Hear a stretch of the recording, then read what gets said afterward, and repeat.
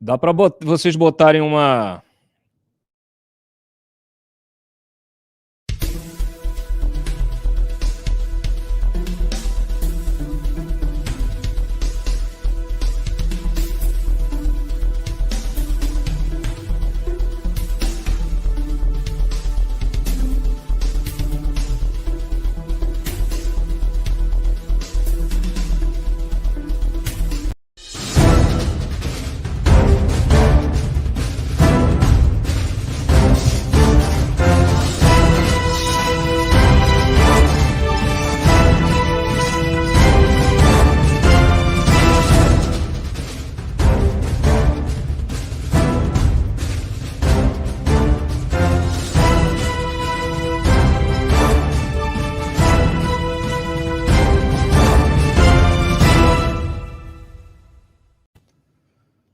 Muito boa noite, bem-vindos ao Papo Antagonista desta sexta-feira, dia 3 de junho. Nós temos a presença especial aqui de Ciro Gomes. Por favor, coloque ele na tela. Deixa eu dar boa noite para o Ciro. Boa noite, Ciro. Bem-vindo ao Papo Antagonista. Boa noite, Cláudio. Muito obrigado a você pela oportunidade que me dá de cumprimentar todos os assinantes do Antagonista. Eu que agradeço a tua disponibilidade de vir aqui. Bom, de cara, eu gostaria que você se apresentasse também, ainda que você já tenha uma trajetória política longa, né, de ex-prefeito, ex-governador, ex-ministro, mas eu gostaria de que você também pudesse se apresentar, até do ponto de vista político, ideológico, partindo da seguinte premissa, né, das participações partidárias que você teve ao longo da sua vida política. Me corrija se eu estiver errado: PDS, MDB, PSDB, PPS, PSB, PROS e PDT. Vou puxar aqui aquela máxima do Globo Repórter. Quem é Ciro Gomes? Como vive? O que faz? Como se define politicamente? Faltou do que se alimenta. Bom, veja, eu sou um inquieto e a minha vida partidária representa um pouco isso, embora seja uma certa tragédia, porque o ideal é que você não precise trocar de partidos e que você defenda a mesma ideia com a sua mesma tropa o tempo inteiro. Mas eu também sou de uma geração que vem da redemocratização do país. Então, uma parte importante disso é explicado pelas contradições que o Brasil experimentou, e eu procurei me manter coerente com a linha. Qual é a linha? A linha é de um brasileiro que não passou fome, mas filho de dois pais que passaram fome.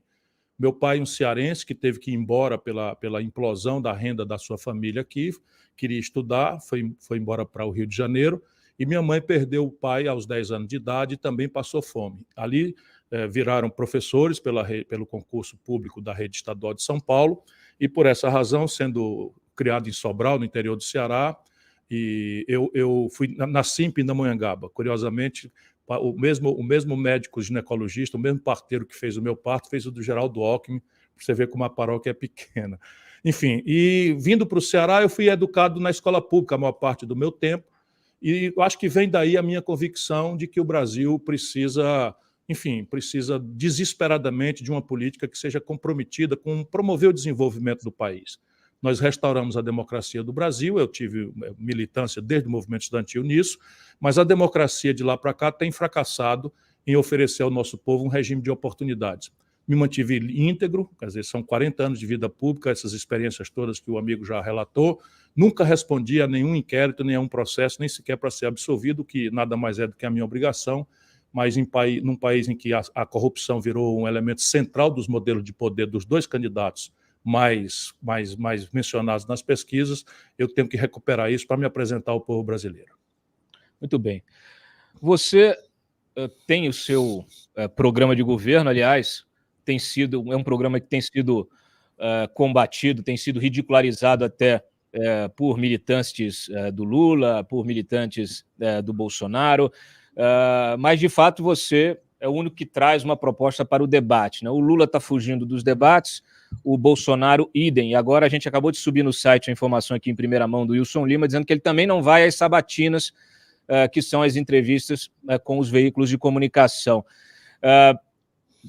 Duas coisas. Primeiro, eu estou com os seus principais programas, mas queria que você repassasse eles aqui para os espectadores rapidamente e, na sequência, comentasse essa fuga dos líderes da campanha, né, dos líderes nas pesquisas de intenção de voto, essa fuga dos debates, o que inviabiliza justamente que o eleitor, só nega ao eleitor a possibilidade dele compreender melhor o pensamento desses candidatos e poder debater as suas ideias, as suas promessas, e, enfim, aquilo que ele fez e aquilo que ele promete fazer.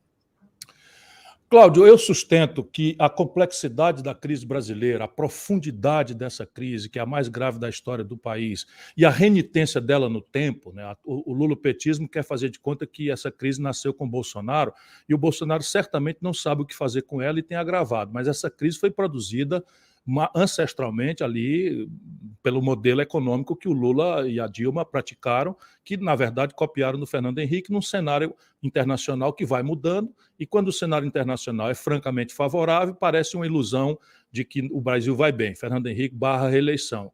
Depois o país quebra, Fernando Henrique 99, Lula, primeiro momento, as commodities iam muito bem, Dilma com a mesma gente, o mesmo Lula, o mesmo partido, o mesmo modelo econômico, para o bem ou para o mal, quebraram o país, e é dali que vem para cá. E são coisas práticas. A taxa de desemprego histórica no Brasil se situou ao redor de 4,5%. Não é? Com a Dilma, essa taxa subiu para 12% e nunca mais desceu, está ali ancorado em 11%, 11,5%. Isso é bem concreto. O Lula expandiu o crédito popular brasileiro, né, de 15% para 55% do PIB, e a ressaca disso são 77,8% das famílias brasileiras no mais radical endividamento da história das famílias brasileiras. Isso significa 65 milhões de pessoas com seu crédito colapsado e humilhadas com seu nome no SPC.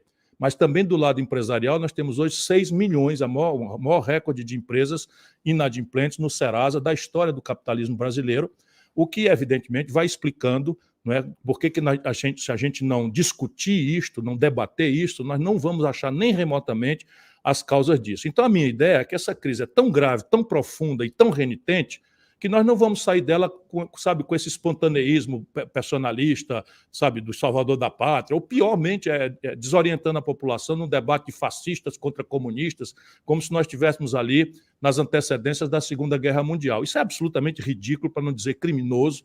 Por quê? Porque o que está errado nas instituições brasileiras, na forma de administrar nossa economia, na forma de tanger o desenvolvimento do país, as nossas relações internacionais, não está errado porque tinha um manual de fazer certo, e os caras são tão safados que vão para Brasília e faz tudo errado só de mal que são. Não é assim. O problema é a concepção estratégica, e essa concepção estratégica virou uma espécie de consenso. O mundo inteiro evolui com a realidade, com a complexidade, com as mudanças, e o Brasil parou no tempo, repetindo como se fôssemos meros papagaios, um ideário que simplesmente não explica mais, nem no mundo, nem no Brasil, nossas contradições e muito menos a saída disso. Por isto é que é criminoso, não é? Os dois que estão aí pontuando nas pesquisas se recusaram a se submeter a uma sabatina ou se recusaram a um debate. Por quê? Porque tudo que precisa ser feito, Cláudio, precisa de uma cumplicidade com o povo. O que está errado no Brasil está errado para atender interesses muito claros, muito objetivos, muito obscuros. Eu disse claros, mas muito obscuros. São claros na minha análise, mas obscuros porque não se apresentam para a população. E só o debate franco, esclarecedor, vai iluminar as coisas. Veja, por exemplo, todos os políticos de todos os partidos, vou dar um exemplo bem prático, todos os jornalistas, todos os intelectuais do Brasil, faz mais ou menos uns 15 anos que eu acompanho essa discussão, dizem que o Brasil precisa de uma reforma tributária. Você conhece alguém que já disse, não, o sistema tributário brasileiro é muito bom, deixa ele como está. Não existe isso. Todo mundo diz que é a favor. E não acontece. Só piora, a carga tributária brasileira do Fernando Henrique para cá subiu de 27% para 32,5% do PIB e o investimento desceu para o menor volume da história. A forma de tributação brasileira impede o nosso produtor de trabalhar, de produzir, né, hostiliza a economia formal, impõe um descenso na produtividade sistêmica do país, que é uma tragédia. Ou a gente debate isso para trazer o povo, primeiro para o diagnóstico da crise, segundo para a terapia. Portanto, trata-se de uma fuga covarde mesmo, que o seu Lula e o seu Bolsonaro estão fazendo. Agora, o mais chocante, termina a minha resposta, é que o Lula, em 2018, só para você ver como é um enganador, é um grande mentiroso que se especializou em manipular as pessoas por esse tipo de coisa. Em 2018, o Lula, de dentro da cadeia, entrou na justiça, Cláudio, o Lula preso, condenado, na cadeia, entrou na justiça para que a justiça, veja a aberração, autorizasse ele a comparecer aos debates. na candidatura mentirosa que ele apresentou para enganar a população brasileira. E agora, que está aí solto, está trabalhando para não ir para o debate. A petezada esculhambava o Bolsonaro como vacilão, como bundão, e a expressão bundão não é minha, é do Haddad, porque não foi aos debates. Agora o Lula não vai. Que coisa mais vergonhosa. Será que eu, se fosse eleitor de um dos dois, estaria com muita vergonha. Como o Fernando Henrique também não foi na reeleição. Pior, o Fernando Henrique conseguiu que todas as instituições cancelassem os debates. É mais grave ainda. Que é o que normalmente acontece, né? Você até mencionou na semana passada a Frente Nacional de Prefeitos, que cancelou o debate justamente porque Bolsonaro e Lula resolveram não comparecer.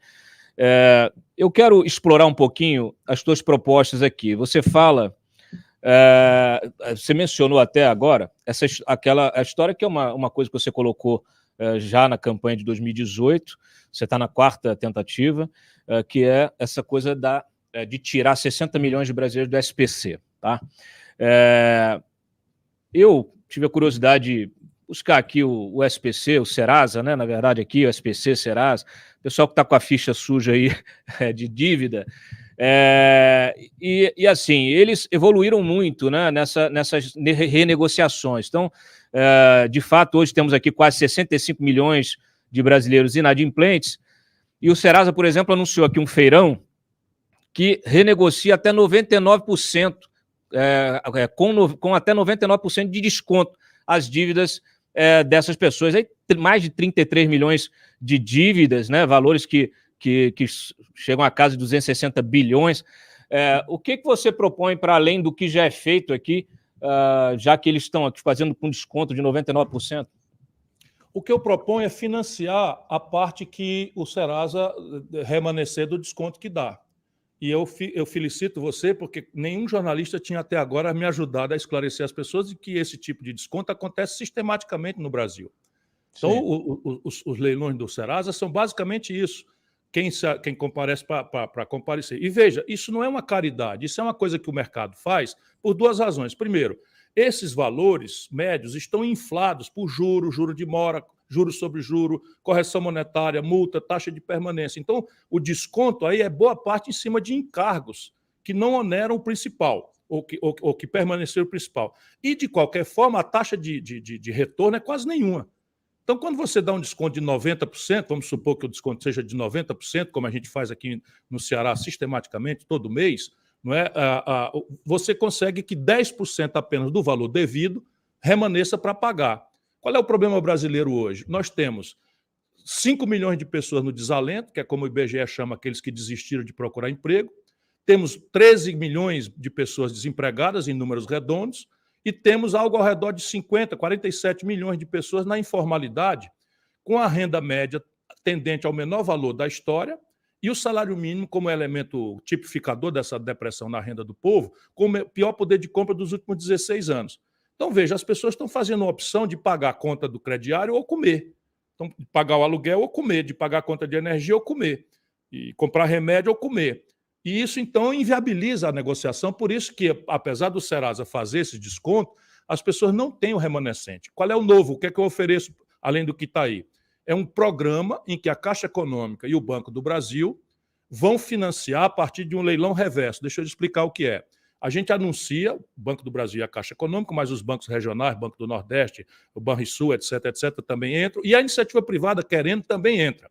A gente faz um leilão público, e aqueles que derem os maiores descontos por instituição, por exemplo, o setor elétrico é uma frente de inadimplência, as companhias de energia, o setor de telefonia é outra frente de inadimplência, os grandes crediários do Brasil, Marisa, etc., você negocia no atacado, governo mediando, e essa tendência é de você conseguir o desconto de 90%. E o banco, então, mediante uma adesão a um programa de reeducação financeira, o banco financiará em 36 vezes, com juro que troca os 350% de juro do crédito pessoal que o Brasil cobra hoje na iniciativa privada por um juro de 15%, 20% que remunera a operação e dá lucro para o banco. Muito bem. Você tem uma outra proposta aqui, que é o plano... para as empresas, viu? Porque são 6 milhões para as empresas, sendo que as empresas o valor é muito maior, sobe de R$1 trilhão. Então, qual é a ideia? De novo, é você fazer um fundo soberano, ancorado numa fração das reservas cambiais. O Brasil tem ali 360 bilhões de dólares. Esses bilhões de dólares estão aplicados a zero, porque a taxa de juros no mundo, desde a crise de 2008, é negativa, e não há nenhuma razão estratégica, os padrões do FMI, nenhuma delas justificam uma reserva tão alta, que foi constituída pelo lulopetismo, tomando dinheiro emprestado a 14% no Brasil e hospedando a aplicação a zero. Palocci ganhou muito dinheiro aí para o Lula e para o PT nessas transações que só eu conheço, porque o Bolsonaro não compreende nem isso, mas o Paulo Guedes também sabe como é que funciona esse tipo de grande falcatrua no Brasil. Pois bem, se você pegar desses 350, 370 bilhões, uns 70 bilhões de dólares, multiplicado por 5, para a gente fazer uma conta rápida, nós temos 350 bilhões de reais para fazer um fundo que reestruture também o financiamento colapsado das empresas. Muito bem. Eu ia só fazer um adendo aí, que agora a taxa de juros lá fora está começando a subir, a inflação está generalizada. Mas vamos lá, você tem aqui o teu... Mas vamos voltar a esse dado. Os americanos estão, de fato, com a pior inflação dos últimos 30 anos, algo ao redor de 8%, mas a taxa de juros subiu para 1,25%. Isso. Deixa eu te dar a oportunidade de você falar do outro programa seu aqui. Claro. Você não quer? Claro. Vamos lá, o Plano Emergencial de Pleno Emprego. Você está aqui propondo abrir 5 milhões de vagas nos 2 primeiros anos do governo. Bom, aqui o Brasil, em 2021, gerou 2,7 milhões num ano, tá? E a gente teve, na média dos anos Lula, uma média ali, dos anos Lula, de 1,9 milhão por ano de emprego. Eu não estou vendo muita diferença em relação ao que você está propondo. Por favor, explique. Veja, eu não quero estabelecer diferença, eu quero estabelecer metas objetivas e estabelecer um contrato com a população brasileira que, se me eleger, deve eleger as ideias, porque dali a pouco eu vou ter que responder de onde é que vem o dinheiro para fazer isso, e eu preciso, então, que a população saiba o que é que eu estou propondo. A ideia básica é o seguinte: 5 milhões de empregos é uma meta absolutamente praticável se a economia buscar crescer ao redor de 4%, 5%. Que é a meta do Projeto Nacional de Desenvolvimento. O Brasil, para ser uma Espanha em 30 anos, tem que crescer uma média de 4%, 5% ao ano durante 30 anos. Você vê o tamanho do atraso que nós experimentamos e, nesse caso, nós alcançaríamos a renda per capita da Espanha. É o objetivo, vamos dizer, planeado para você ir tendo metas intermediárias, planos de 5 em 5 anos que adaptam isso, faz a avaliação, controle, gestão, punição, demissões, prêmios, etc., que é o que faz uma administração pública moderna e digital, né, substituindo a administração pública analógica do século XIX que remanesce no Brasil. Então, veja, onde é que nós podemos fazer esses empregos surgirem? Mais rapidamente é na construção civil. Hoje, Cláudio, nós temos 14 mil obras, eu estou levantando isso, estado a estado, 14 mil obras públicas paradas. Qual é a característica dessas obras? Elas já passaram pelo calvário do licenciamento ambiental, que no Brasil é um desastre, já passaram pelo calvário da licitação, que no Brasil é outro desastre, e já estão aí com o projeto executivo, tudo pronto. Ou seja, o fast track aqui é uma força-tarefa. Eu quero criar uma grande comissão envolvendo o pessoal da infraestrutura no Brasil. Eu vou apresentar isso na ABDIB, eu estou antecipando para você agora, né? A ABDIB é a Associação Brasileira da Infraestrutura. E eu quero criar uma grande comissão para que a gente elimine o clientelismo da coisa. Como nós temos pouco dinheiro, a ideia é que essa comissão estabeleça, dentro de um critério, quais são as obras que, concluídas, retornam mais rapidamente para a produtividade sistêmica da economia brasileira. Quais são aquelas obras que, uma vez prontas, elas imediatamente vão se pagar com mais brevidade. Eu conheço algumas. Então, a FIOL, que é uma ferrovia que liga aquele grande eixo produtivo, Luiz Eduardo Magalhães Barreira, para um porto de Ilhéus, né? É a Transnordestina, que conecta o interior do Matopiba, que é uma explosão de produção que está escoando por estrada vicinal, né? Que conecta o porto de Pecém e o porto de Suape, um no Ceará, outro em Pernambuco. São coisas assim muito óbvias e que já estão licenciadas, prontas, e que você fazendo um turbinar, você vai atingir 5 milhões de empregos em 2 anos com relativa simplicidade. Deixa eu aproveitar e pegar o gancho aqui que você mencionou a Transnordestina, que quando você era ministro, você foi ministro da integração também, né? E é importante a gente lembrar, tinha aí sob o teu guarda-chuva a transposição do Rio São Francisco, não chegou a ser de 2003 a 2006, não chegou a sair do papel, ela foi sair do papel depois disso. E no caso da Transnordestina, aqui você tem aqui 81 quilômetros apenas feitos, inclusive Suape, Pecém, a gente ainda não tem essa conexão final, como você mencionou. Qual foi o problema que você enfrentou lá atrás que evitou o avanço dessas duas obras que são referenciais? O São Francisco não existia, era uma ideia que tinha sido pela primeira vez mencionada por Dom Pedro II e não existia projeto. Existiam várias concepções, cada uma mais disparatada, não existia plano de bacia, não existia comitê de bacia, não existia nenhuma compreensão do estado vital do próprio rio, que estava muito machucado. Então foi montado por mim todo o projeto de revitalização do São Francisco, todo o projeto de integração do São Francisco, foi feito toda uma redesenho das outorgas, foi tudo pactuado, enfim, e o projeto de engenharia foi feito. Mandei isso previamente ao Ministério Público e aos tribunais de contas para que eles botassem defeito nos editais. Os editais foram lançados por mim e as duas tomadas d'água foram iniciadas por mim. Ali eu usei a engenharia do Exército para fazer a tomada d'água do eixo norte e do eixo leste. Portanto, quem montou o projeto e executou fui eu. Hoje o Lula, né, tem todo o direito de chamar para si, mas desistiu dessa obra muitas vezes, e eu, cada vez que ele desistiu, ameaçava me demitir escandalosamente, e eu tenho assim a honra de ter tirado do papel essa grande obra. A Transnordestina era um pepino financeiro só, porque ela é uma concessão do setor público, e quando foi feita a concessão, foi feito um ajuste de conta em que o Estado não podia ter maioria do capital. E o capitalista privado, no caso é o Grupo CSN, começou a avançar e parou porque distratou com a Odebrecht.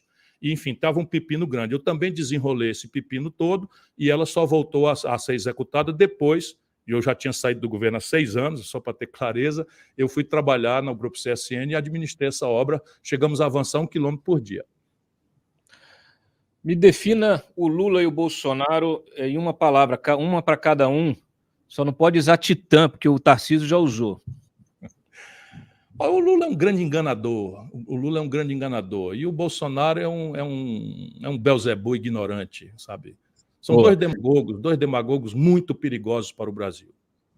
Então, deixa eu pedir aqui para a minha produção. Freitas, põe na tela o vídeo, aquele vídeo do Ciro, comentando justamente sobre o apoio ao Lula, e a gente retorna com ele.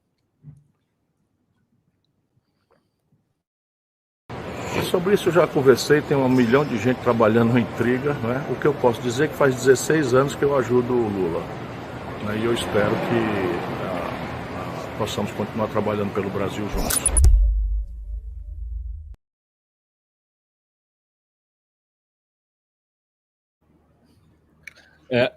Hoje, você se considera um enganado pelo Lula? Não, a mim não. Eu percebi perto, vi ele se corrompendo e rompi. Me afastei. Vi ele se corrompendo. Eu digo a você sem nenhum prazer, mas assim, eu fui ao Lula pessoalmente, Cláudio, e disse para ele: Lula, o Eduardo Cunha está com um projeto da CPMF debaixo do braço e exigindo que você entregue Furnas para ele. Se você entregar Furnas para ele, ele vai subornar a maioria dos deputados e vai virar presidente da Câmara. Não faça isso. Esse FDP, não sei o quê, não vou dar de jeito nenhum. No dia seguinte, deu. Eu fui ao Lula pessoalmente e disse: Lula, o Eunício Oliveira está distorcendo a política do Ceará. E eu fui descobrir de onde é que vem tanta fortuna. R$1 bilhão você deu para esse cara de contrato sem licitação na Petrobras. Ciro, a política é assim mesmo, não sei o que e tal. E eu fui vendo que o Lula tinha se corrompido, claramente. E aí me afastei. Você vai apoiar o Lula e o PT no segundo turno? Não, eu vou apoiar a mim mesmo. Se você chegar no segundo turno, né? Como é que você pretende? Mas eu para acordar cedo, sabe, aguentar as humilhações e os deboches, etc, eu tenho que acreditar como acredito firmemente. E eu sou prático, viu, Cláudio? Veja bem, você tem o Bolsonaro na faixa de 25%, o Lula na faixa de 40%, 45%, tem 30% do eleitorado que com esse corte raso já não estão felizes. Porém, quando a gente é profissional como eu sou, a gente examina o nível de aderência dos eleitores e dá para decompor. Acredite você, mais de 1/3 dos eleitores que hoje declaram que votam no Lula tem por uma única razão votar no Lula: derrotar o Bolsonaro. Aí você submete em grupo de qualitativa, por exemplo, a crítica, que vai acontecer pesada na campanha, mas o Lula é corrupto. É corrupto, mas vai derrotar o Bolsonaro. Ah, mas o Lula precipitou a tragédia econômica brasileira, impondo a Dilma nos conchavos dele com Michel Temer. Ah, é verdade, foi ele que fez isso e tal, mas é o único que vai derrotar o Bolsonaro. Ou seja, tem um terço do eleitorado do Lula que está lá mal satisfeito. Na hora que a gente conseguir furar essa bolha e todo mundo começar a se ligar no processo, a verdade vai fluir. E a verdade é o seguinte, 70% do eleitorado do Sul, do Sudeste, do Norte e do Centro-Oeste, 70% em números redondos, votaram no Bolsonaro para protestar contra a corrupção e a crise econômica produzida pelo Lula. Será que é razoável que agora as pessoas vão votar no Lula para protestar contra o Bolsonaro, que foi um enganador? Não vai acontecer, você espera para ver.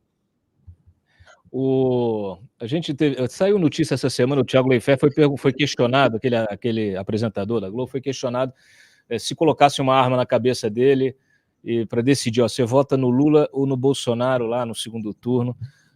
Ele falou, pode disparar, você vai nessa mesma linha. Eu sei que você está sendo muito pressionado internamente no PDT, no PT, a militância está toda fazendo esse assédio, inclusive o Lupe andou reclamando disso, dizendo que isso poderia até inviabilizar uma possível aliança lá na frente, mas você tem um discurso muito forte em relação ao Bolsonaro, antidemocrata e etc e tal. Eu vou dizer para você com todos os S's e R's, eu não faço mais campanha ao lado de bandido em nenhuma circunstância, seja bandido de PT, seja bandido de Bolsonaro, não faço campanha ao lado de bandido, nunca mais, por nenhuma ordem de consideração. Muito bem. Bom, acho que está claro esse ponto aí, é importante. Bom, você mencionou o teu eleitor, de fato, a gente tem aqui um eleitorado que se mistura, saiu uma pesquisa, a última IPESP aqui, mostrando que o teu potencial de voto está bem próximo do potencial de voto do Lula, ainda que o voto certo seja maior, muito maior no caso do Lula, mas quando você soma aquele provável voto, você alcança ali e fica bem próximo dele, e o teu índice de rejeição também é bem próximo, até menor do que o do Lula, segundo essa última pesquisa do IPESP. Quem é o teu eleitor hoje e qual é o eleitor que você quer buscar? Veja, o meu eleitor hoje é um jovem com escolarização relativamente alta, é classe média, que dá valor à decência, que busca respostas para a economia. Isso foi apurado com muito detalhe no último Datafolha, que tem muitas lâminas interessantes, né? Diferentes, inclusive, por média das outras tantas. Ela me aponta como uma rejeição que é 1/4 da do Lula, por exemplo, e o potencial de segundo voto, né, no meu caso, eu sou o segundo voto de todos. Ou seja, eu sou uma pessoa votável. Mas o que há hoje é o seguinte, é um temor de parte do eleitorado que se anuncia Lula hoje, de que o Bolsonaro continue. E eu preciso superar esse temor. Então, quem é esse eleitor? Eu quero ir dizer, meu irmão, olha, você sabe que o Lula é corrupto, sabe que o Lula desastrou a economia brasileira, você sabe que o Lula está fazendo os mesmos conchavos do passado, querendo resolver a eleição no tapetão. Sabe, não há razão para você votar nele. Existe um segundo turno. Isso vai acontecer. E o Bolsonaro, o que é? Tem uma parte do Bolsonaro, é menor um pouco, porque também a proporção de votos dele é menor, mas dos 25 tem aí uns 9 pontos que dizem que ele é o único que não vai deixar o Lula voltar. E, na verdade, só quem tem chance de derrotar o Lula e o Bolsonaro sou eu. E a campanha vai revelar isso. Se você for eleito, como é que vai ser a tua relação, eu pergunto isso para todos, com o Centrão, com Arthur Lira, caso reeleito presidente? O que você vai fazer? Como é que fica essa questão do orçamento? Houve um sequestro do orçamento pelo Congresso e a gente teve essa distorção absurda que se chama orçamento secreto, né? Que é uma coisa que realmente eu acho que ela extrapola qualquer limite daquilo que já vivemos em termos de compra de apoio no Congresso, etc. Como você pretende ter, que tipo de relação que você pretende ter, como é que você vai aprovar várias dessas suas propostas no Congresso com esse centrão aí, que tipo de apelo que você faz para o eleitor em relação à eleição legislativa? Bom, eu vou viabilizar uma nova governança política para o país. A minha proposta oferece um novo modelo econômico e um novo modelo de governança política, porque eu acredito que não é Chico, Manel, Maria o nosso problema, mas sim o modo com que o Brasil organiza a sua economia e o modo com que o Brasil se rendeu, transformando a presidência da República em testa de ferro de ladrão, todos os governos do Fernando Henrique para cá. lamentavelmente, chega a ser caricato, porque se você olhar o Roberto Jefferson, que está preso, foi o homem a quem o Lula deu os correios para ele roubar e aparece defendendo o Bolsonaro. O Bolsonaro se filiou ao partido do Valdemar Costa Neto, que foi aquele a quem o Lula deu o DENIT para roubar e foi condenado, né, no Mensalão. Então, veja, não faltam caricaturas para a gente evidenciar para o povo brasileiro que isso é a certeza do fracasso. Por quê? Deixa eu argumentar aqui para o seu espectador. O Collor governou com essa gente e foi cassado.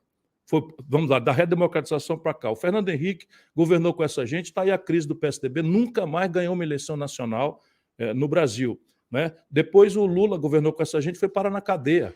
Depois a Dilma governou com essa gente, foi cassada. Depois o Michel Temer governou com essa gente, foi parar na cadeia. E agora o Bolsonaro governa com essa gente, está completamente desmoralizado, traiu miseravelmente milhões de brasileiros que de boa fé acreditaram que ele ia moralizar o Brasil, que ia combater a corrupção generalizada do PT, e ele faz rigorosamente a mesma coisa, ainda com pitadas de vulgaridade, porque está aí o filho com mansão de 6 milhões de reais, o outro filho, o filho tudo enrachadinho, etc. Ou seja, isso é a certeza do fracasso. Como é que a gente muda isso? Com um gesto e 4 providências. O gesto: abrirei mão da minha reeleição. Uma vez eleito, eu quero propor ao país que, em troca das reformas que o país precisa, eu abro mão da minha reeleição. Isso encerra uma força negativa que o Fernando Henrique introduziu na nossa institucionalidade e que nem sempre está confessada. Mas é fato que o mundo político se põe para não deixar o presidente acertar a mão, porque se ele acerta a mão, se reelege. E muitos projetos de poder acabam, não é, se desfazendo nesse ínterim de 8 anos. Então, eu proponho que, em troca da reforma, eu abro mão. Esse é o gesto. Quais são as 4 providências? Primeiro, encher o saco do jornalismo que me honra, como você está me honrando hoje, e eu lhe felicito e agradeço que você está me perguntando propostas, com propostas. Então, tentar transformar o embate, ao invés de um jogo de personalidade, carismática, etc., um jogo de proposta, em que tudo vai ser combatido, esmiuçado, explicado de onde é que vem o número, é mentira, é verdade. Escapou eu e uma proposta. Isso, acredite, diminui muito a distância entre um presidente que pretende reformar o país e um Congresso que, uma vez eleito, é presa de lobbies, grupos de pressão ou da natural tradição brasileira desse grande ajuntamento municipalista. Eu conheço bem o Congresso, o deputado federal mais votado do Brasil, fui deputado estadual de oposição, deputado líder do governo, assim, tenho muita experiência, fui prefeito, manejei Câmara dos Vereadores, fui governador, manejei a Assembleia Legislativa, então eu sei muito bem como é que funciona essa trama. Então, primeira coisa, tentar transformar ao máximo as eleições numa luta de programa, de propostas concretas. Se eu escapo eu e um punhado de ideias que terão sido avalizadas pelo povo. Acredito que isto é muito poderoso. Segundo, os 6 primeiros meses são o tempo da reforma. Se você bem lembrar, o Fernando Henrique tinha o Brasil na mão com o real. Eu estava lá, ajudei a fazer. Se o Fernando Henrique dissesse, essa reforma aqui, o real se acaba, tinha passado tudo, até tinha se transformado em imperador, acredito, com tamanha força que havia. Não tendo concepção, não propôs nada, irmão. É inacreditável, eu dizia para ele, escrevi artigos desesperados, não é possível, porque eu sabia que o real era sério, mas muito precário, e de efeitos colaterais mortais que estão até hoje sendo sentidos amargamente pela economia brasileira. Eu estava lá, eu fui ministro da Fazenda, ajudei a fazer esse negócio. Pois bem, propôs nos 6 primeiros meses. O Lula tinha o Brasil na mão. O Lula chegou a ter 86% de popularidade, não propôs nada, uma reforma sequer, para amanhã ter razão de culpar o Congresso. Eu digo sempre que a única institucionalidade que o Lula mudou no Brasil foi a tomada de 3 pinos. Resto, mais nada o Lula deixou como legado no Brasil, e fica essa memória mentirosa de picanha e cerveja, que é um estelionato eleitoral profundamente grave que ele está armando contra si mesmo e contra o país mais tragicamente. Então, propor antes da eleição o que é que pretende fazer, propor nos 6 primeiros meses. Agora vamos lá. Quem quer que o povo eleja, vamos lá, Cláudio, democracia é assim. Eu nunca faria o que determinados políticos fazem, como o Bolsonaro, que é dizer que não vai negociar. Ora, eu não sou candidato a imperador do Brasil, eu tenho experiência. Quem quer que o povo brasileiro eleja, é com eles que eu vou negociar. Então, vamos ter clareza. Eu vou tentar muito que a população me dê um deputado, um senador, em linha aí com as premissas programáticas que eu vou propor, mas quem quer que o povo eleja terá a nobreza de uma representação popular que eu atribuo, não é, uma nobreza grande mesmo. Então, eu vou negociar. Agora, qual é a diferença da minha negociação? Eu vou alargar o espaço da negociação, chamando por um novo pacto de governadores e prefeitos.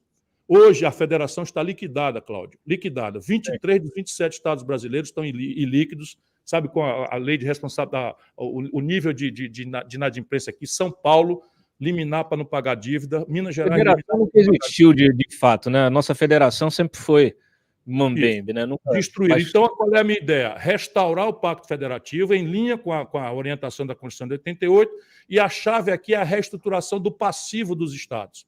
São 600 bilhões de reais, lá vou eu ser chato. 600 bilhões de reais, 80% São Paulo, Rio, Minas e Rio Grande do Sul.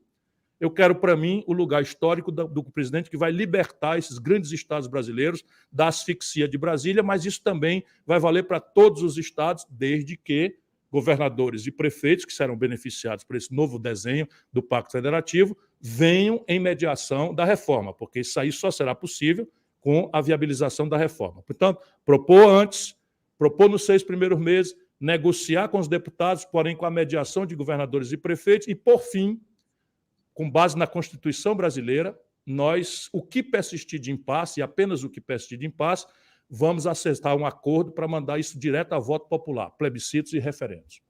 O que você vai fazer com esse passivo? Você vai perdoar esse passivo? Não, perdoar não. É capitalizar. Deixa eu te explicar. Hoje, em média, os estados estão mandando para Brasília 13% a 15% da sua receita corrente líquida. O que eu vou fazer? Porque tem aqui uma grande chave. A chave é retomar o investimento. Sabe aqueles 5 milhões de empregos, etc. Então, a chave é retomar o desenvolvimento, retomar o investimento, e um dos elementos dessa retomada é o investimento público. Então, eu vou deixar na mão de São Paulo, Rio, Minas, Rio Grande do Sul, que tem 80%, eu vou deixar, dependendo do nível de êxito da reforma, até totalmente os 15%. Então, eu pego hoje os 15% que ele diria pagar durante os 4 anos, capitalizo isso para o futuro. Apenas vou fazer o que em inglês se chama Asset Liability Management. Eles continuarão devendo, portanto, a dívida não vai se alterar, a União não vai assumir nada, eles continuarão mutuários dessa dívida, só que eu vou dilatar o prazo, estabelecendo que o fluxo que ficar na mão deles, eles vão obedecer a um programa de investimento com alguma flexibilidade, mas um programa de investimento que terá linhas de prioridade. Subir a favela, urbanização de favela, moradia popular, essas linhas de adensamento de emprego e de ativação da economia do país. Muito bem. Bom, nós temos vivenciado, isso é um questionamento que eu recebo aqui de vários espectadores, temos vivenciado aí esse ativismo judicial de cima a baixo, transversal, que tem trazido muita insegurança jurídica para o país, e a gente vê também na ação aí do próprio Supremo, de alguns ministros, muitas vezes uma certa ameaça à liberdade de expressão, à liberdade de imprensa. Nós fomos, por exemplo, censurados pelo Alexandre de Moraes por causa de uma reportagem que publicamos na Cruzoé, falando do Dias Toffoli, e ela era uma reportagem baseada num documento de uma delação de um réu. Então, era notícia, era reportagem, era jornalismo, e nós fomos censurados. Inclusive, ele queria impor uma multa de R$100 mil diários ao exercício da imprensa. Acabou recuando, mas o inquérito permanece aberto até hoje. Como é que você vê isso? Que tipo de crítica o Supremo e esses ministros merecem do candidato Ciro Gomes? Isso é antigo, a minha crítica, então eu vou só reproduzi-la. O Brasil está vivenciando uma espécie de barafunda institucional, né? uma certa barafunda institucional, mas quem tem uma certa leitura, me permita aí de novo, lá vou eu ser chato, né? Entende um pouco na ciência política o que está acontecendo no Brasil. Veja, o poder político é uno, é indivisível, né? E isso era muito claramente visualizado na época do absolutismo. Então quando vem Montesquieu, ele não nega a unicidade do poder político, ele apenas diz que, sendo uno o poder político, as suas funções devem ser divididas, repartidas, de maneira que le pouvoir reste le pouvoir, ou seja, o poder controle o poder, num sistema de freios e contrapesos em que, vamos lá, a administração é do executivo, a função normativa é do legislativo e a aplicação da norma ao caso concreto e as punições eventuais por sua transgressão cabe ao judiciário. A gente tem que fazer uma certa recuperação disso, porque essas funções estão completamente... No mundo moderno, já se entendeu que essas coisas são erradas, porque o parlamentarismo resolve um pouco essa equação quando é a disfunção executivo-legislativo. E o judiciário, você tem dois sistemas. E essa é uma espécie de caos, a razão ancestral do caos no Brasil. Um sistema é o sistema anglo-saxão. Qual é o sistema anglo-saxão? É o sistema do direito consuetudinário. Então, evitam escrever tudo, faça assim, faça assado, faça assim, faça assado, dá-se um princípio que o princípio é a liberdade. Toda e qualquer restrição à liberdade é a exceção. E isso tem que ser normatizado pelo costume. Então, o que é costume? O judiciário, modernamente, vai, no mundo anglo-saxão, vai recolhendo o que é o correto e aquilo é que é a norma. Então, não precisa estar escrita, a Constituição norte-americana nasceu com 10 artigos, porque é o sistema deles. Nós, entretanto, adotamos o sistema do direito positivo, a escola portuguesa, a escola alemã, não é? Enfim, então o direito positivo vale o que está escrito. Isso não é o mais moderno, porém os tribunais brasileiros estão extrapolando como se não fosse o direito positivo. Isso é que causa o choque. Por quê? Porque, evidentemente, se você acha que há um desvio de finalidade na nomeação pelo executivo de um ministro, não é? Isso é muito mais do direito consuetudinário, do costume, do que propriamente da norma, porque na norma a atribuição é do presidente da República nomear os seus ministros e os seus auxiliares, como concedeu o induto. Por mais que a gente seja chocado com a ideia de um induto particularista, aí um caso é uma graça, que se chama melhor tecnicamente, é da atribuição do executivo. Ou seja, o que está acontecendo no Brasil? A presidência da República corrompeu tudo. Se você olhar a própria forma de constituir os tribunais, tem sido desse jeito. Você pegar determinados amigos do peito e mandar para o tribunal. Então, você tem agora uma decisão... E aí você tem várias disfuncionalidades. Eu também estou junto com muitos juristas pensando o que fazer. Mas uma coisa, restaurar a autoridade da presidência da República, porque ali está não só a sede da administração, mas a chefia do Estado. Que na monarquia você se separa direitinho, mas no presidencialismo se confunde. Então, veja, aí tem que ser o seguinte, a autoridade, que é uma coisa que não se define muito, mas a autoridade é o seguinte, eu não posso ter o rabo preso, eu não posso ter filho corrupto, dependendo de julgamentos, sabe? Depois ficar criando caso com o judiciário. Ou precisar nomear amigo do peito para o judiciário, não é? Descomprometido com a questão republicana. Agora, você tem uma proposta para mudar esse tipo de indicação? Porque é o que acontece, né? A partir dos tribunais de segunda instância, a partir dali, desembargador, aí você vai para STJ, TST, STF, quer dizer, todos esses tribunais intermediários superiores, eles são feitos por indicação política, ou do governador, do presidente da República, e voltando a essa questão, né, a sabatina é feita por senadores que muitas vezes são réus, que dependem do julgamento do próprio ministro que está sendo indicado posteriormente. Como mudar isso? Você tem alguma proposta específica para modificar essa indicação de ministro? Os juristas que estão me ajudando falam em várias alternativas, eu não pacifiquei ainda, porque eu quero abrir ao máximo esse debate. Mas eu não tenho muita preocupação com isso, não, porque até os tribunais superiores, tirante o Supremo, existe aquilo que o Montesquieu imaginou como um sistema de presos e contrafreios, de freios e contrapesos, que é basicamente o seguinte, por exemplo, tem o 5º Constitucional, que é egresso do Ministério Público, então não é arbitrário, tem o 5º Constitucional, que é egresso dos advogados, portanto não é arbitrário, existe um sistema de listas que são feitas na OAB e no Conselho Superior do Ministério Público, que vão filtrados, etc, etc. A grande questão é o Supremo Tribunal Federal. Porém, o Supremo Tribunal Federal é também uma corte política. Não pode fazer política como tem feito aqui e ali de forma meio exagerada. Sabe, por exemplo, nos Estados Unidos, você imaginar uma TV Justiça é uma coisa absolutamente fora de qualquer propósito. Né? Ministros julgando com a televisão filmando ali. Isso é uma coisa completamente fora de qualquer propósito.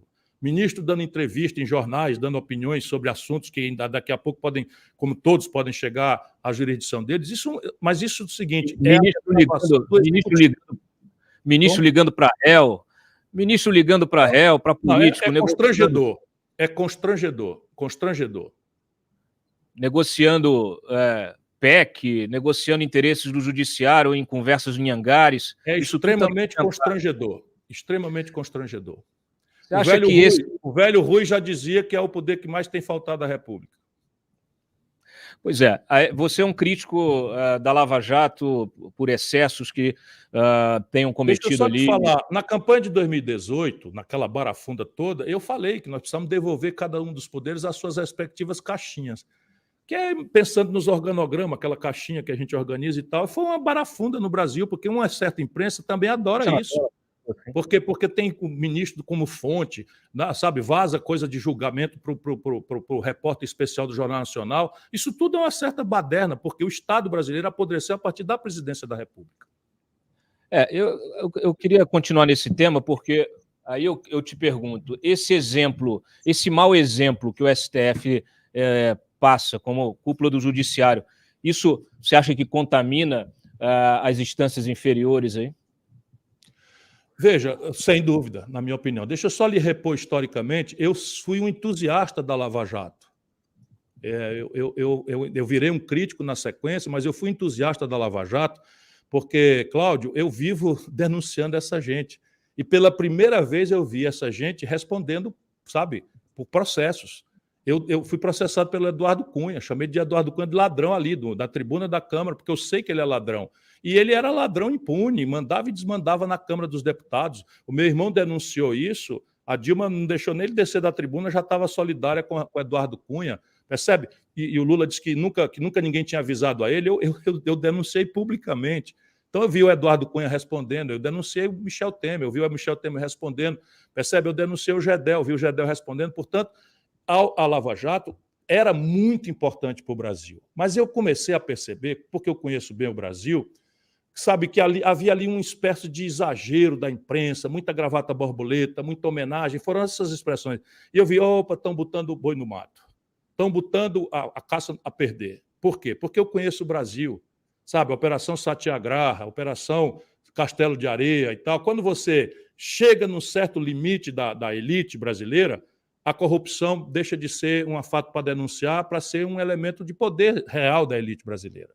E eu anunciei muitas vezes que eles já estavam do jeito que estavam fazendo ali, estavam acabando produzindo nulidade. O que é chocante, entretanto, é 5 anos depois, 13 recursos depois, percebe, você dizer que o fórum próprio não era Curitiba. Isso, para uma pessoa que estuda direito como eu, é chocante. Nada justifica. Isso, para o povo brasileiro, é devastador. E aí vem o Lula, cheio da responsabilidade pelo maior escândalo de corrupção contemporânea da história do mundo, se apresentar como inocentado, porque o povo não sabe a diferença entre restaurar a presunção de inocência pela anulação, prescrição, daquela sentença que, ao julgar que o cara foi acusado injustamente, disse que ele era inocente. O Lula nunca foi inocentado na vida, mas pegou aí prescrições, erro de jurisdicionamento e idade. Está descambando para os 80 anos, a legislação brasileira acaba eliminando o processo dessa gente. Mas sabe, na cabeça de um jovem brasileiro e do nosso povo mais pobre, a sensação é de que justiça no Brasil é só para ladrão de galinha. Você citou uma coisa que eu repito muito aqui no programa, que é justamente você ter uma rediscussão de uma competência, né, da 13ª Vara para julgar os casos do Lula 4, 5 anos depois. Né? Isso, e 433 recursos depois, porque foi esse o total de recursos da defesa do Lula, só no caso do triplex. E essa questão da competência ela foi, pelo menos, reafirmada 9 vezes. E agora, quando o Supremo resolve reinterpretar essa competência, ele utiliza provas ilícitas, baseadas também num crime constitucional de violação de sigilo funcional de autoridades, não foram só as autoridades da Lava Jato, várias outras também foram alvo, eu fui alvo. E os ministros, e o Lewandowski disse isso, não importa se é prova ilícita. Depois o outro disse, isso aí é um reforço argumentativo para a gente... Quer dizer, você entende que o Supremo reinterpretou o seu entendimento baseado em provas ilícitas, baseado não em nulidades da investigação, não em provas de que que provas foram forjadas ou desvios efetivamente provados da investigação, mas simplesmente numa decisão política baseado num novo ambiente criado por aquelas mensagens todas? Cláudio, deixa eu lhe dizer aqui, de novo, com a preocupação de ajudar o povo brasileiro a continuar acreditando na democracia, porque senão é desesperador. no sistema democrático, no Estado de Direito democrático, quem tem direito de errar por último é o Supremo Tribunal Federal. Então, isso é uma presunção. Senão, a gente entra num curto-circuito e não há como a gente sair dele, a não ser com surtos autoritários, e eu não posso deixar minha palavra ser duplamente interpretada. Portanto, acate-se, a ordem judicial é para ser acatada. Agora, sob o ponto de vista técnico, é indefensável o que aconteceu na justiça brasileira em relação ao caso do Lula. Inclusive, foi a garantia da impunidade do Lula e de muitos outros. É inacreditável você ter bilhões de reais devolvidos, delações premiadas como a do Palocci, e o cidadão flanando no Brasil como se tivesse sido absolvido pelo Supremo. É chocante isso. Você é a favor do retorno da prisão em segunda instância, após condenação em segunda instância? Nós somos a favor da prisão em segunda instância, mas, de novo, deixa o chato aqui explicar. A Constituição brasileira, desenhada pela elite, garante 5 graus de jurisdição para crime comum. Por quê? São 4 hierarquias de recursais e um recurso de revisão, que a gente chama. Não existe isso em nenhum lugar do planeta Terra. Nenhum lugar do planeta Terra. Em todas as comunidades, todas as escolas de direito do mundo, crime comum, duplo grau de jurisdição. Condenado num, revisado pelo outro, paga a pena, cabendo a 3º grau de recurso de revisão. Suponha que de vez em quando acontece, apareceu o culpado verdadeiro, houve um erro judiciário, então a revisão a qualquer tempo, não tem prazo, pode ser feito. Mas grau de jurisdição só são 2.